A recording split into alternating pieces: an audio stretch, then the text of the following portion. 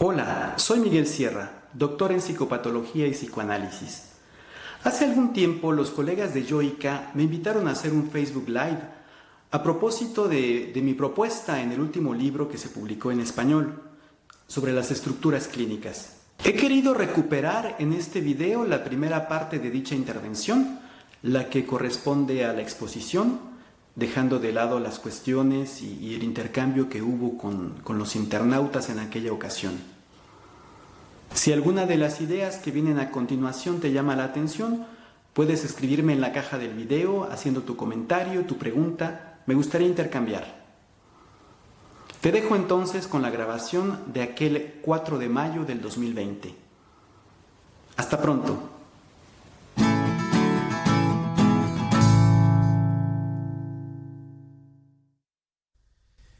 El título de esta charla es Las estructuras clínicas en psicoanálisis. Anacronismo, axioma, contrasentido o subversión. Durante aproximadamente una hora intentaré enunciar e introducir a esta temática que llevo trabajando algo así como unos 15 años. Y después tendremos la oportunidad de dar alguna lectura y alguna respuesta a las preguntas, a los comentarios que ustedes pueden estar en este momento planteando en el directo. Saludo a las personas que están entrando y saludan. No voy a poder leer en este momento esos comentarios, será después de la parte que es más bien como ponencia, y intentaremos establecer esta conversación. Les agradezco su presencia. Entonces, bueno, para introducir un poquito en la temática, comentarles tal vez cómo fue que yo me interesé a esta cuestión de las estructuras clínicas en psicoanálisis, desde que uno tiene contacto en la universidad con esta disciplina. Es muy común que uno pueda estar informado que hay un trípode, un tripié, que en la llamada psicopatología psicoanalítica es lo que se sostiene. Es una doctrina que habla de cómo el malestar subjetivo puede estar cartografiado según, vamos a decirlo de esta manera, 3 grandes continentes. Estoy dando la versión estándar que la mayoría de nosotros conocemos o hemos conocido: la neurosis, la psicosis y la perversión. Y que al interior de cada uno de estos continentes, bueno, pues habría algunas regiones. En la neurosis, la histeria, la neurosis obsesiva; en la psicosis, la paranoia, la esquizofrenia, la melancolía; y en las perversiones, pues toda una variedad que tienen que ver con el fetichismo, con el sadismo, el masoquismo, con el voyeurismo, con el exhibicionismo. Y bien, esta versión estándar yo la conocí en mi formación, como les comentaba hace un rato, en México inicialmente, en el centro del país. Yo vengo de una pequeña ciudad de provincia que se llama Celaya. Un saludo a quienes nos están viendo desde allá. Y me formé ahí como psicólogo. Hice mi maestría en psicología clínica después en la Universidad de Querétaro, y empecé mi práctica clínica. Y me encontré con colegas que tenían una opinión muy diferente de aquella en la que yo me había formado. De colegas que decían, por ejemplo, que no podía haber ninguna compatibilidad entre la psicopatología y el psicoanálisis, que de nada servía decir que alguien era neurótico, psicótico o perverso, que eso ya había pasado de moda. Me encontré posturas muy, muy diversas. Y en mi práctica clínica me cuestionó también cómo el poder determinar en dónde se localiza a un momento determinado un sujeto tiene incidencias en la conducción de la cura. Entonces me me propuse hacer de esta temática un objeto de investigación. Hice un proyecto, realicé mi doctorado en la Universidad de París 7, acá en Francia, y eso al final desembocó en una tesis, que lleva un título bastante extenso, pero que dio lugar en un primer momento a una publicación en francés, a propósito de las estructuras clínicas, los fundamentos y perspectivas de una doctrina lacaniana, porque además lo que yo me propuse fue poder investigar desde la perspectiva de Freud y de Lacan en psicoanálisis, qué hay con esta teoría de las estructuras clínicas. Defendí esa tesis y hubo algunas objeciones. Entre todas las objeciones que pude retener están las de mi amigo Néstor Braunstein, que estuvo en el jurado de mi tesis y que tal cual hizo una lista desde la A a la Z de las objeciones que él podía dirigir a mi propuesta. Y por supuesto que yo intenté hacer algo de eso porque me parecieron objeciones válidas y que ameritaban el poder desarrollarse. Entonces, como respuesta a estas cuestiones, el año pasado la editorial Paradiso en México me publicó el segundo libro, que se llama Las estructuras clínicas, síntesis de una subversión en psicopatología. Si a alguien le interesa el poder adquirir estos libros en esta época en que es difícil poder encontrar los caminos que hagan la entrega, me pueden escribir a mi página personal de Facebook y con mucho gusto les diré cómo se puede contactar al editor para que llegue el envío, según me aseguró él, a cualquier parte del mundo. Y bueno, entonces lo que hoy les vengo a presentar es un poquito esta postura que yo sostengo en estos dos libros. El título de la ponencia habla acerca de 4 fórmulas, de 4 posibilidades a través de las cuales uno puede entender cuál es el papel, cuál es el rol, la función de las estructuras clínicas en psicoanálisis. Evidentemente las 3 primeras son las que yo me encontré en mi camino de investigación, en mi camino de enseñanza universitaria, en mi camino de diálogo con otros colegas. Y la última es mi postura después de haber profundizado en estos temas y que será lo que intentaré transmitirles también. Bueno, las estructuras clínicas, anacronismo. Algo que es anacrónico, como ustedes bien lo saben, es algo que ya caducó, que está perimido, que pertenece a otra época, que ya pasó de moda.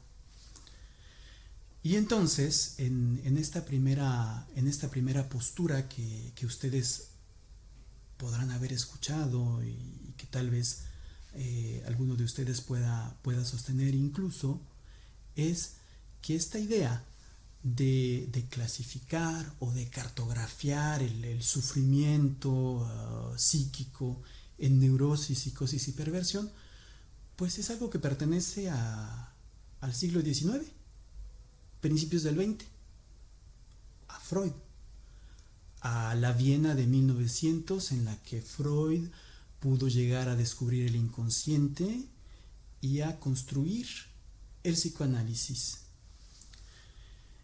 Y a lo mejor pensarán ustedes, y es lo que más de algún psicoanalista de renombre ha pensado, pues eso ya no funciona en la clínica de nuestros días.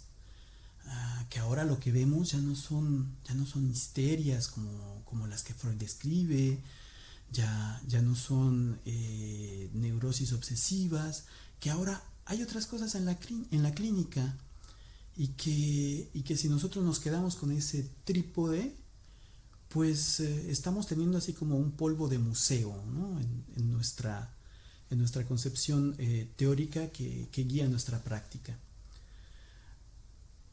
Esta postura no es nueva. Miren ustedes que es una postura que incluso la pensaba ya Lacan en 1938, es decir, antes de que hiciera un retorno a Freud. Si ustedes localizan en los otros escritos, en la edición de Paidós, el primero de ellos, que lleva por título Los complejos familiares,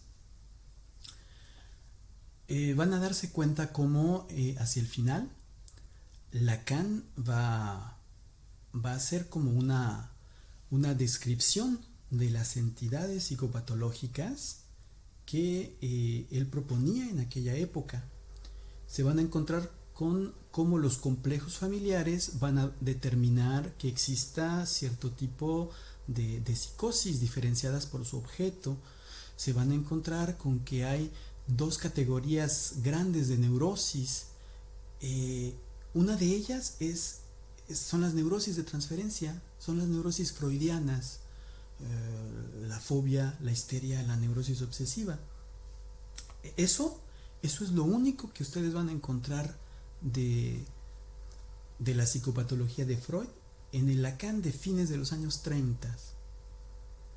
Entonces, Lacan lo que propone es que eso pertenece a otra época que ciertamente se ve todavía en aquel momento, fines de los 30 en Europa, pero que cada vez menos. Y que entonces habría que enfocarse en otro tipo de neurosis, las neurosis de destino, por ejemplo, y otras variedades que él propone. No voy a entrar en los detalles porque si no vamos a terminar aquí con un enjambre de entidades clínicas y de términos que nos merecerían que pudieran ser tratados en detalles. Pero sí, la idea principal que quiero transmitirles es que ya desde aquella época, Freud todavía vivía, 1938, bueno, ya estaba en las últimas, pero todavía vivía. Cierto Lacan va a decirnos, y él en eso él está enunciando la postura del psicoanálisis francés de aquella época, va a decirnos que eso ya pasó de moda, que habría que considerar otras cosas, otras posibilidades, otra psicopatología. Evidentemente esta postura va cada vez más a poder reconfigurarse con más fuerza y va a ganar seguidores y va a ganar nuevas propuestas. Y entonces nos vamos a encontrar en los años 50, en los años 60, sobre todo 60 y 70, a un señor llamado André Green. André Green, que era de origen egipcio, pero que vivió mucho tiempo en Francia y acá hizo su vida, y que murió en el 2012, si la memoria no me falla.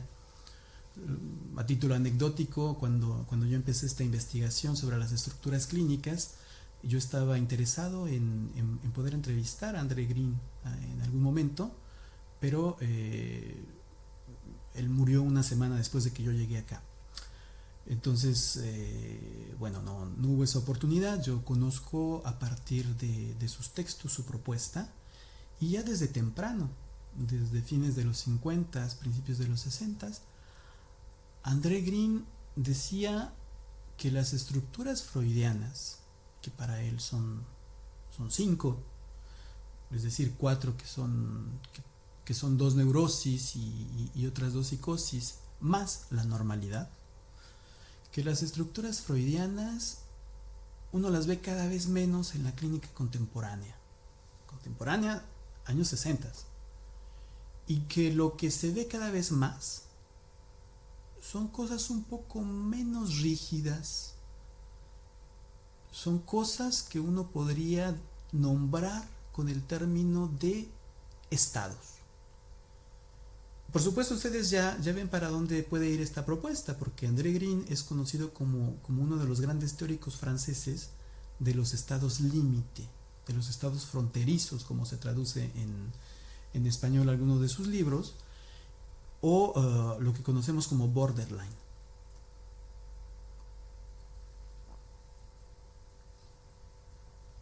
Esta propuesta entonces nos indica que los analistas en Europa en la segunda mitad del siglo XX se sentían completamente ajenos a la propuesta psicopatológica de Freud. No es casualidad que Lacan en aquella misma época haya tenido que lanzar un retorno a Freud. Y mi propuesta es, aquí solamente la enunciaré, está justificada en los libros que les he ya mencionado. Mi propuesta es que el retorno a Freud de Lacan a partir de 1953 implicó también un retorno a la psicopatología de Freud, y que entonces él va a recuperar este tríptico, neurosis, psicosis y perversión, para hacer algo. Dejémoslo así por el momento. Después les diré cuál es mi lectura de lo que Lacan va a hacer con este tríptico. Regreso entonces.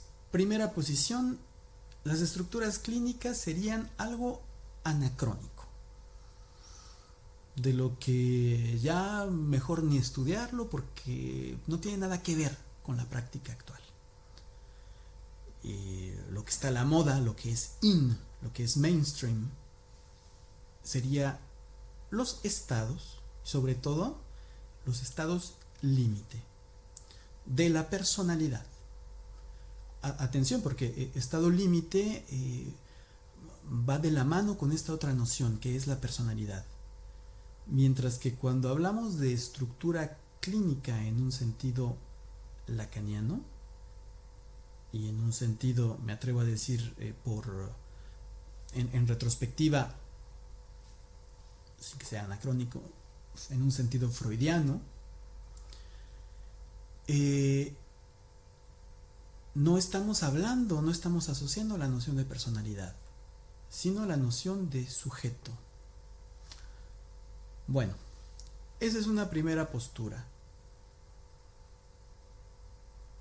Pero si esta postura fuera cierta, ¿cómo está eso de que todavía en los años 2000, en el siglo XXI, en las universidades, en las escuelas de psicoanálisis, se sigue enseñando neurosis, psicosis y perversión? ¿Por qué caminos eso ha continuado? Eso ha sido echado a andar. Digamos que esas eran algunas de las preguntas que yo tenía en mente en cierto momento cuando interrogaba esta posición. Voy a dejarlas por ahí suspendidas un poquito y voy a pasar a la segunda postura. Hablamos de axioma. Y un axioma, en el sentido matemático, es una verdad evidente que no necesita demostración. Cuando en matemáticas ustedes tienen un axioma, pues eso es indemostrable, eso es algo que uno supone para poder operar, pero que uno jamás va a llegar a comprobar, ni si es ni si no es.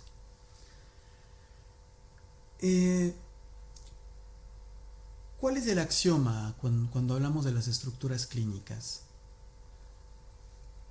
Ese lo podemos leer, por ejemplo, en algunos de los primeros congresos que se hicieron después de la muerte de Lacan, en esto que se llamó la Fundación del Campo Freudiano, que daría en el tiempo nacimiento a diferentes escuelas en América Latina, en Europa, etcétera, de lacanianos. incluso que pertenece en el día de hoy a lo que se llama la Asociación Mundial de Psicoanálisis. Y en algunas actas de esos congresos, en los años 80, podemos leer a alguien como François Leguil y Jacques Adam, personajes en aquella época de renombre, que plantean cómo neurosis, psicosis y perversión fueron diagnósticos que Freud utilizó muy rápidamente, de los que jamás se separó y que después, naturalmente, Lacan retomó. Quiero que pongamos atención en ese naturalmente. Es decir, ahí en esta postura no hay nada que cuestionar. Las estructuras clínicas son algo que nos viene de Freud y que después Lacan retomó, y así es como llegan a nuestros días. Y entonces es una herencia, es una tradición que bueno, nos sigue siendo útil. ¿Cuál es el problema de esta postura que parece ver una evidencia en la doctrina que ahora tenemos de las estructuras clínicas, una continuidad entre ella y las elaboraciones de Freud y de Lacan? Hay de inicio un problema de léxico, en el sentido de que ustedes pueden leer las obras completas de Freud y nunca van a encontrar el sintagma estructura clínica. Jamás Freud designa neurosis, psicosis, perversión como estructuras clínicas. Es más, jamás Freud los pone en pie de igualdad, esos tres términos. Freud hace comparaciones entre la neurosis y la perversión. Hace comparaciones entre la neurosis y la psicosis. Hace comparaciones entre la psicosis y la perversión. Pero cuando intenta hacer una sistematización de esa clasificación, de esa nosografía, es muy complejo, no es fácil, porque no está claro así, y eso que Freud es un autor generalmente muy claro cuando escribe, no está claro que eso esté en pie de igualdad. Hay ahí algo que ya debe llamar nuestra atención. Y en Lacan, ¿cómo pasa el asunto?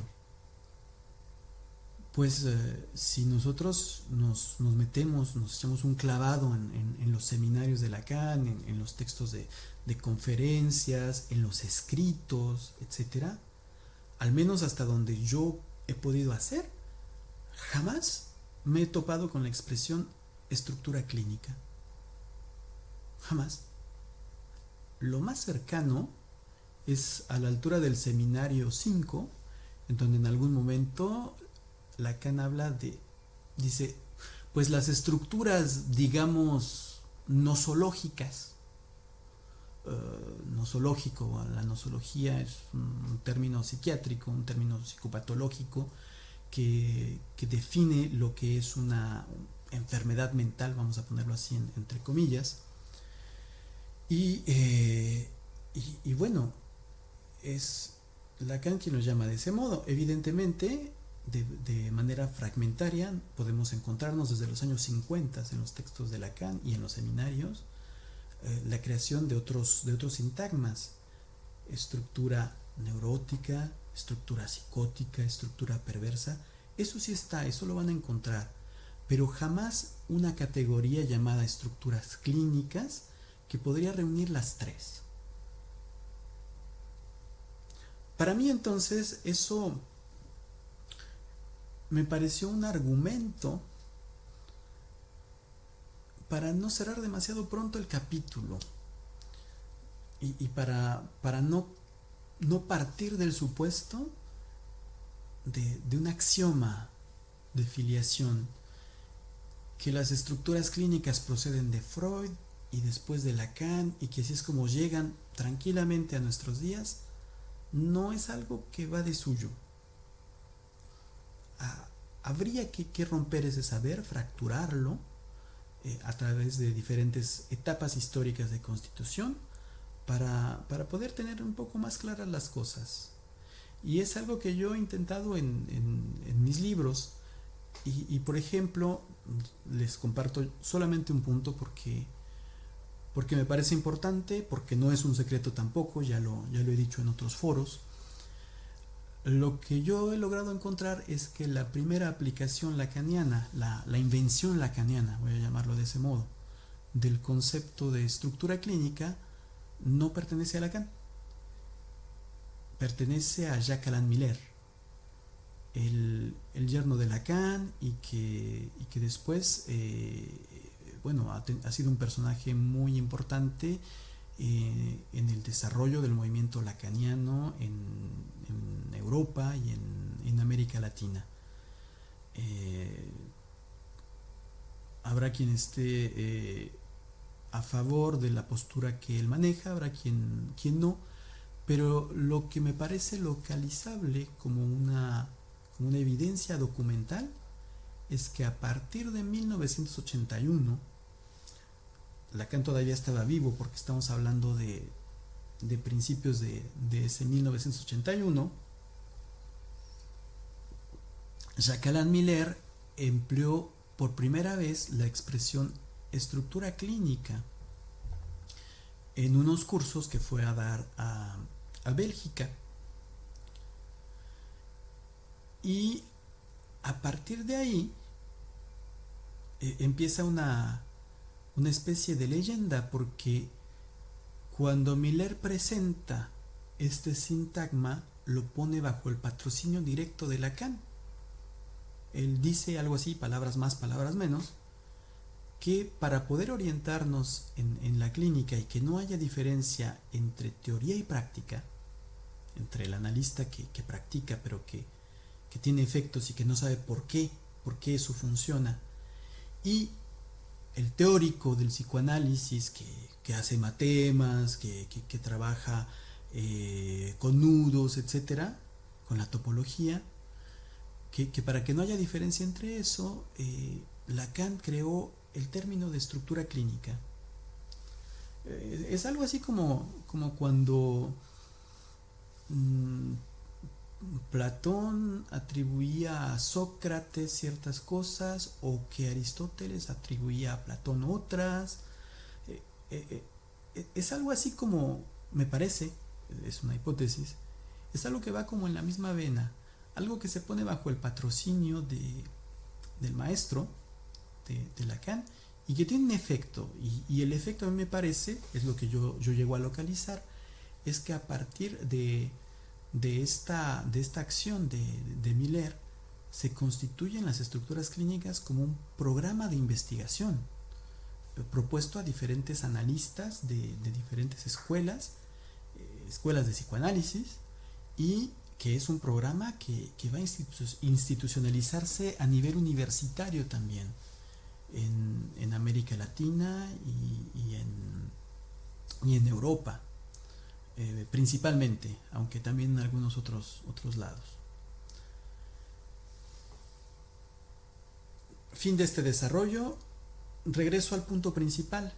Entonces, estamos viendo cómo esta segunda postura describiría que hay una evidencia, hay una naturalidad con la que las estructuras clínicas pasan de Freud a Lacan y a nosotros. Tercera posición, el contrasentido. Es muy famoso, al menos en ciertos ambientes en México, que es donde yo me formé. Es muy, muy famoso un artículo de Jean Alouche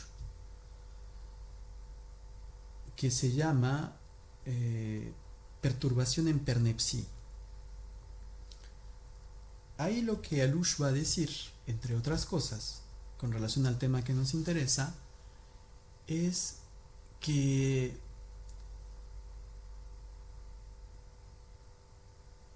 la última enseñanza de Lacan,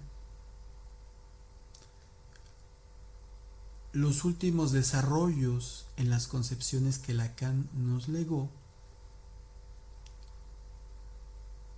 le dan al traste a las estructuras clínicas, que desmantelan esa concepción.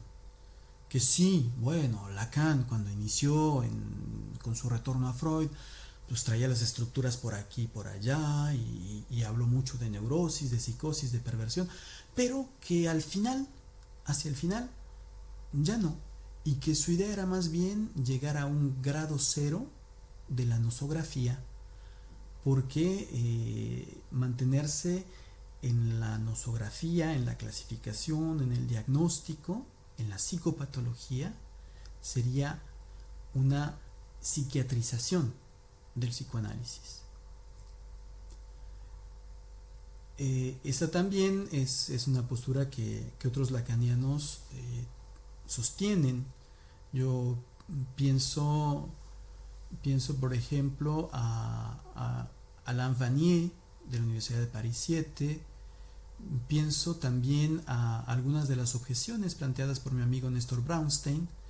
El asunto sería que hacia el final de su vida y de su enseñanza, Lacan diría no a las estructuras clínicas, y que entonces, a partir de eso, sería un contrasentido el hablar de estructuras clínicas en psicoanálisis. Poder demostrar con argumentos si sí o si no las cosas son así es muy complejo. Es muy complejo porque si ustedes han leído las últimas intervenciones de Lacan y han leído los últimos seminarios, verán que especialmente en esos lugares puede haber interpretaciones muy divergentes. Hay interpretaciones más o menos autorizadas, más o menos iluminadoras, o que más o menos nos pueden dar a nosotros una impresión de poder ser esclarecedoras de algún asunto. Pero lo cierto es que las formulaciones de Lacan hacia el final a veces no resultan tan claras, se dan por supuestas muchas cosas. Yo he intentado, y bueno, ahorita sería muy difícil poder meterme en detalles de una justificación de esta hipótesis que tengo, pero he intentado en mis libros poder demostrar, poder proponer una interpretación que haga justicia a lo que Lacan me parece que pensaba de la psicopatología hacia el final de su vida, lo que pensaba de las neurosis, lo que pensaba de la psicosis. Y a mí no me parece que las afirmaciones de Lacan vayan en el sentido de romper con eso, sino que van en el sentido de transformarla, de considerar desde otro punto. Y el punto desde el que habría que considerarlo es desde el nudo, desde la estructura nodal del sujeto. Por supuesto, habrá analistas que no van a estar de acuerdo con esta postura. Se habla tradicionalmente, por ejemplo, entre aquellos que han seguido la enseñanza de Jacques Miller. Bueno, hay una oposición a veces entre Lacan de la clínica estructural y el Lacan de la clínica nodal, y pareciera que no tiene nada que ver el uno con el otro. Sin embargo, yo estoy convencido, y es la lectura que hago, que para el último Lacan, lo que se llama el último Lacan, la estructura es el nudo. No soy el único que piensa de esa manera, no soy el primero que lo expresa así. Gerardo Arenas, que ha sido traductor de algunos de los seminarios de Lacan al español, sostiene una postura similar en el congreso que hubo en Barcelona en 2018 a propósito de las psicosis ordinarias. Entonces, bueno, me parece que eso es algo que puede argumentarse y que puede sostenerse. Esta tercera postura, entonces, tiene que ver con un contrasentido. No sería legítimo poder hablar de estructuras clínicas si uno llega hasta el final de la enseñanza de Lacan. ¿De qué habría que hablar entonces? Pues nada, habría que simplemente teorizar o describir o poder formalizar lo que ocurre con un sujeto en cierto momento a través de los tres registros.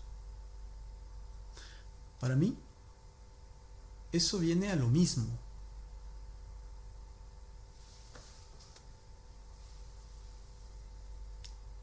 Ustedes tendrán sus preguntas, ustedes tendrán sus comentarios y con mucho gusto al final intentaré poder intercambiar con ustedes respecto a ello. Por el momento quisiera ceñirme al tiempo que se me ha impartido para esta intervención y entonces resumo rápidamente. En lo que respecta a las estructuras clínicas, podemos encontrar fácilmente al menos tres posturas diferenciadas que son como populares, que constituyen una doxa, una opinión que muchas veces no aparece justificada, sino que simplemente se sigue, se transmite así a ciegas. La primera, que tendría que ver con que las estructuras clínicas son algo que ya pasó de moda, ya fue, ya cumplió. Entonces hay que quitarse eso, esa herencia, alejarse de eso y volverse hacia una nueva manera de aprender la clínica y los fenómenos contemporáneos. ¿Cuál sería esa manera? Los estados límites. Asociado un poquito a eso hay otras propuestas, la psicosomática, etcétera, ¿no? Segunda posición, aquellos que dicen, no, pero hombre, las estructuras clínicas, eso está en Freud, eso está en Lacan, es básico y eso sigue vigente. Naturalmente, evidentemente, hay que continuar con eso. Y que es una postura que tampoco se sostiene porque hay una discontinuidad. Hay una discontinuidad e históricamente hay un momento de constitución de esta doctrina de las estructuras clínicas. La tercera posición es aquella que marca un contrasentido entre el seguir hablando de estructuras clínicas diciéndose lacaniano, porque la última enseñanza de Lacan habría venido a decirnos, déjate de eso, vamos a hablar de imaginario, real, simbólico, anudamientos, trenzas, topología y finalmente es una cuestión de interpretación. Lacan en cierto momento se exclama diciendo mi estructura, mi querida y tonta estructura, si mal no recuerdo es el seminario 22, mi querida y tonta estructura se revela ser nudo borromeo. Bueno, si las cosas están así con estas tres posturas, ¿qué es lo que yo propongo? Yo propongo que evidentemente no hay que ir tan rápido, que habría que poder localizar los referentes, los momentos de constitución de esta doctrina de las estructuras clínicas, que habría que ver qué es lo que Freud y qué es lo que Lacan han hecho a partir de estas categorías de neurosis, de psicosis, de perversión, porque son categorías que ya estaban ahí. Es decir, Freud no inventa el término neurosis, no inventa el término psicosis, no inventa el término perversión. Son cosas que ya estaban en su época, que él tomó de una cierta práctica que tenía que ver con la medicina, sobre todo en el capítulo de la psiquiatría, de la neurología también. Él era neurólogo. Y que después hay una operación que él realiza con eso. Mi propuesta es que esa operación que Freud y Lacan van a realizar con la psicopatología y que va a desembocar en la doctrina de las estructuras clínicas que ahora tenemos, mi propuesta es que esa operación es una subversión. Sí, ya sé, ustedes me dirán, bueno, pues es que por todos lados se escucha que Freud es subversivo, que Lacan era subversivo, que el psicoanálisis es subversivo, etc. Sí, es un eslogan que se ha desarrollado y que nos va muy bien, ¿no? Porque bueno, la subversión es lo que no va con el orden tradicional, etc. No es ese sentido de subversión el que yo quisiera proponer. Me parece que podemos hacer una lectura, y es lo que yo hago en mi último libro, que se llama justamente Las estructuras clínicas, síntesis de una subversión en psicopatología. Podemos hacer una lectura de la operación de Freud y de Lacan en los términos en los que el propio Lacan teoriza la subversión. ¿Cuáles son esos términos? Bueno, hay dos momentos privilegiados en la obra de Lacan, en donde él puede dar una elaboración de esta concepción. La primera, el joven Lacan, en los años 30, hace una reseña de un libro de Henri E., que era su condiscípulo, que era un psiquiatra también bastante inteligente y que será quien en psiquiatría va a crear toda una doctrina de las estructuras psicopatológicas, que aunque retoma los mismos nombres o algunos de los nombres teóricos que Lacan va a utilizar, pues no tiene nada que ver, ¿no? Entonces Lacan hace una reseña de uno de los libros importantes acerca de la alucinación de Henri E., y ahí dice que lo que Henri E. viene a hacer en ese escrito es una subversión, y que la subversión consiste en la transmutación simultánea del objeto de estudio y del pensamiento que lo estudia. Sí, son términos un poco filosóficos. La transmutación simultánea del objeto y del pensamiento. Bueno, es una manera filosófica y tal vez hasta metafórica de hablar de la subversión. No es ese primer momento el que me interesa tanto. Me interesa más proponerles otro momento en donde Lacan habla de subversión. ¿Saben ustedes que se ha atribuido a Freud, a partir de lo que él mismo decía, una revolución copernicana? Es decir, que de la manera en que Copérnico vino a cambiar el paradigma que teníamos acerca del universo, las órbitas de los planetas, etc., pues así el psicoanálisis viene a descentrarnos de la idea que teníamos del ser humano, que el hombre no es ni siquiera dueño de sí mismo, que hay algo, el inconsciente, que habita en él y que lo trabaja, para decirlo en términos muy, muy genéricos, muy rápidos.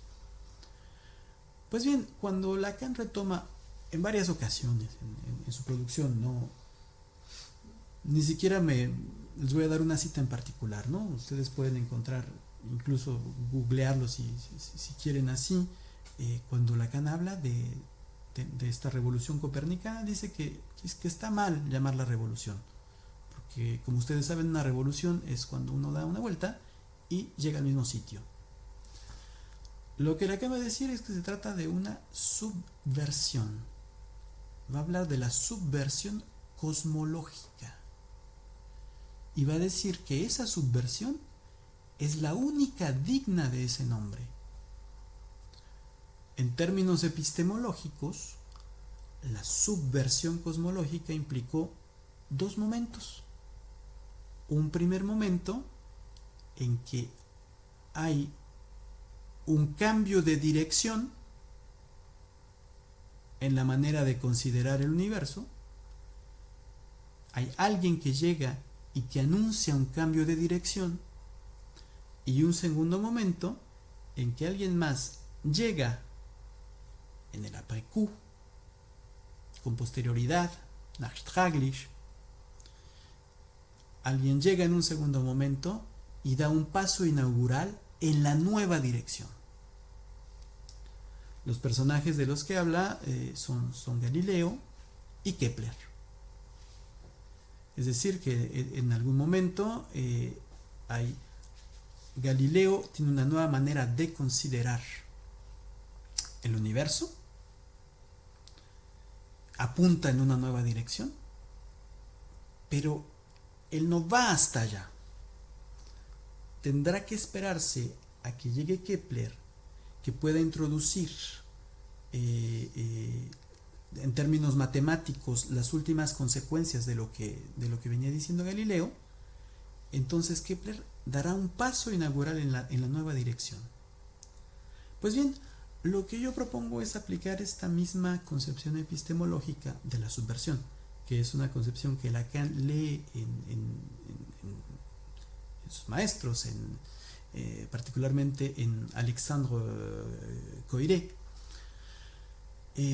Aplicar esta misma concepción a la relación que tienen Freud y Lacan con la psicopatología, y poder decirles de una manera muy rápida aquí, más con argumentos, más en detalle, más en cada una de las dimensiones que componen el discurso psicopatológico, más a profundidad, evidentemente en lo escrito, en mi libro, poder decirles que lo que Freud hace con la psicopatología es un viraje hacia una nueva dirección. Cuando Freud introduce el inconsciente en psicopatología, neurosis, psicosis, perversión no pueden ser la misma cosa que antes eran. Freud anuncia esta nueva dirección, pero no va hasta el final. Es decir, él anuncia una dirección, pero en términos de esta concepción lacaniana de la subversión, no hay todavía un primer paso. Les propongo que es Lacan quien va a dar ese paso, a partir de su retorno a Freud. Les propongo que es él quien va, a través de esta convicción de yo soy aquel que ha leído a Freud, a través de este empeño en retraducir los términos freudianos en términos de estructura, o apoyándose en referencias lógicas, matemáticas o filosóficas o clínicas. Les propongo que es él quien va a dar el primer paso en la nueva dirección ya señalada por Freud. Es decir, que esta subversión de la psicopatología es una operación epistémica que Freud y Lacan habrán realizado en estos dos tiempos lógicos que les acabo de comentar. Nosotros lo podemos ver de una manera muy esquemática, caricatural, diría yo. Cuando hablamos de psicopatología, estamos hablando de un saber acerca del malestar subjetivo, al menos en los términos en los que yo lo entiendo. Lacan decía ya desde el seminario 2 que la psicopatología es el campo del malestar.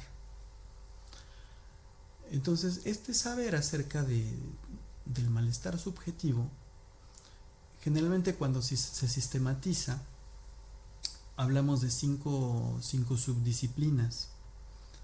Hablamos que en la psicopatología hay una teoría acerca de lo que es la enfermedad y lo que es enfermar y de cómo uno se enferma. Y esa teoría se llama nosología. Hablamos de que en la psicopatología hay también una descripción acerca de los síntomas de las diferentes enfermedades, y esa descripción se llama semiología. En psicopatología hay una teoría que nos habla de las causas de la enfermedad o del malestar. A eso le llamamos etiología. Además, hay una clasificación, hay una cartografía de los diferentes modos del malestar. A eso se llama una nosografía. Y por último, hay una teoría que nos explica cómo se forman los síntomas. Eso se llama patogenia. Les propongo que si nosotros consideramos únicamente en primera intención, ¿qué es un síntoma para Freud, para Lacan?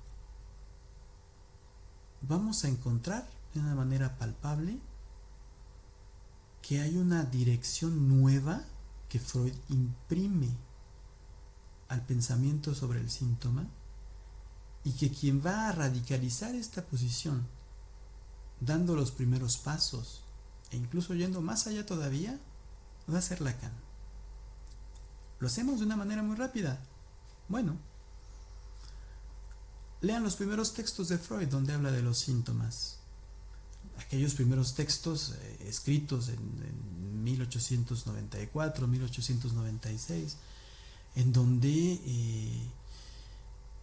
va a hablar de las puntualizaciones acerca de las neuropsicosis de defensa. Y notarán ustedes que la concepción de síntoma que ahí describe no es simplemente el síntoma del que habla la medicina. Un síntoma en medicina seguro que es algo que la persona nos relata que tiene que ver con su malestar, y ese malestar hace referencia a un tejido, a un órgano, a una parte del cuerpo, del organismo. Lo que Freud va a venir a decirnos es que en su práctica clínica lo que él nota es que el tejido en donde se inserta el síntoma como un cuerpo extraño no es solamente el organismo. Ese tejido, si hacemos caso al sentido etimológico, texto, el tejido de ese síntoma, el texto de ese síntoma está en el discurso también de la persona. Eso es algo que Freud va a notar, y es a partir de eso que el dispositivo clínico que él inventa tiene que ver con poder localizar en el texto del discurso, en el tejido de la palabra, lo que va mal, lo que produce malestar. Lacan, les propongo, habría muchas cosas que añadir sobre lo que Freud hace para caracterizar el síntoma en sentido psicoanalítico, diciendo, por ejemplo, que el síntoma que que es pertinente para el psicoanálisis tiene un sentido, que tiene que ver con las vivencias del enfermo, que hay síntomas que son altamente individualizados y otros síntomas que son más bien particulares o típicos y que eso nos ayuda al diagnóstico. Podemos decir muchas cosas, ¿no? La relación entre síntoma, angustia, inhibición, etcétera. Pero lo importante es poder notar cómo Lacan, esta nueva dirección que Freud imprime al síntoma, Lacan va a avanzar hacia allá, a partir de su retorno a Freud. Y entonces va a radicalizarla, al grado de decir en sus últimas intervenciones en los años 70 que, bueno, él comenzó a hablar de estas caracterizaciones del síntoma, pues en los términos en los que él lo podía hacer para dar cuenta de la novedad freudiana, pero que finalmente lo que puede llamarse con propiedad síntoma, el síntoma en última instancia, es la relación del sujeto con el lenguaje. Hay una marca que queda ahí. Y por ejemplo, él lo va a decir a propósito de una presentación de enfermos. Él dice, yo soy un histérico perfecto, es decir, sin síntomas, excepto algo que me sucede de tiempo en tiempo, de hacer un error sobre el género gramatical. Y ahí nos hace una confesión. Dice, por ejemplo, yo voy al restaurante, voy con una dama y le digo, leo el menú y le digo, la señorita está obligado a pedir tal cosa. Lacan lo dice así, en algún momento en los años 70, no recuerdo si es a la altura del seminario 24, no recuerdo si es en otra intervención, pero es de las últimas intervenciones que tenemos.